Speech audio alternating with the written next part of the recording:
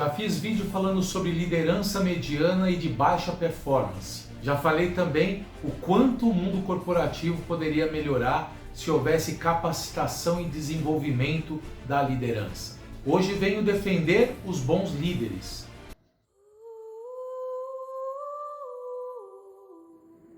Líder bom é o líder humano, capaz de identificar o quanto a equipe precisa dele, o quanto a empresa precisa das suas estratégias. O líder bom humaniza as relações. O líder bom não gera conflitos. O líder bom ouve mais do que fala. O líder bom é um intercâmbio entre a cultura da empresa e a sua equipe, que sabe que a equipe precisa de atenção, dedicação e acolhimento.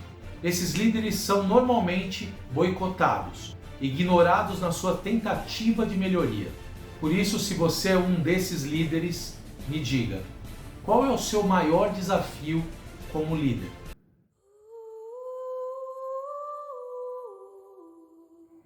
Corrigir atitudes, processos, procedimentos numa reunião de alto nível, fazer algo que não acredita, mas é obrigado a fazer porque alguém mandou. Ter uma postura que você sabe que não faz conexão nenhuma com a equipe, mas é obrigado a fazer. Ser chamado de líder, gestor e não ter autonomia nenhuma de decisão.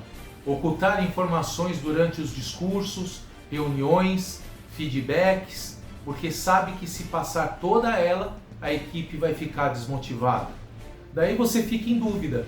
Qual é o grande diferencial entre eu e um líder mediano?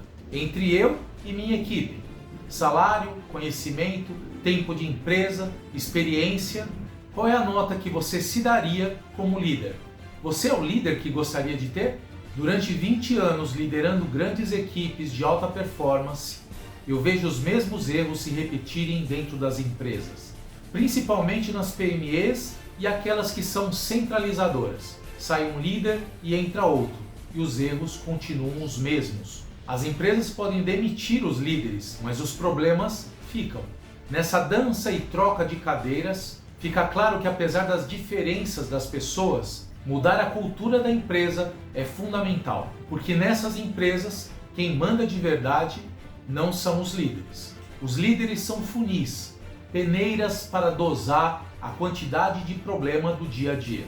As empresas contratam ou promovem líderes, mas não os deixam nem de perto mudar os seus processos, ter ideias diferentes, inovações. São poucas as que fazem isso, e as que fazem é por necessidade. E como o líder fica nessa situação? Deprimido, desmotivado, pressionado? Tudo isso gera medo de ser demitido. Com essa hipótese pessimista, acabam não fazendo. E por que isso? Porque o ser humano é passível de erro. Projetos precisam de erros para serem ajustados. Para inovar, erramos várias vezes. Pessoas, quando tomam decisões, muitas vezes erram. Com tudo isso, os líderes são moldados à cultura da organização, às regras, aos velhos conceitos. O corajoso líder que quer fazer diferente pode ser demitido. É como um time de futebol que, ao perder constantemente, acaba trocando o técnico. E muitas vezes perde-se talentos não recuperados. Arriscar-se em novas ideias, projetos, metodologias pode ser um danado tiro no pé, o que torna cada vez mais o líder um ser frágil. Ganham menos do que poderia ganhar, gastam mais tempo com justificativas e acabam fazendo algumas pequenas coisas que mais atrapalham do que ajudam. Essa história de que todos podem ser substituídos é balela. Quem substituiu grandes personalidades? Beethoven, Beatles, Van Gogh. Quem substituiu grandes cantores, cantoras, atores e atrizes? Quem substituiu compositores, escritores? Não há substituição. Nós somos únicos em comportamentos e atitudes, porém não únicos para o cargo. Trocar líderes é uma forma de dar esperança para os colaboradores. Mas será que de forma saudável?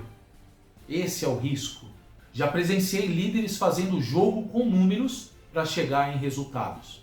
Muitas vezes nessa troca de pessoas, o clima da organização não é o mesmo. Um outro ponto importante é a necessidade de desenvolvimento do líder quando ele assume uma função de liderança.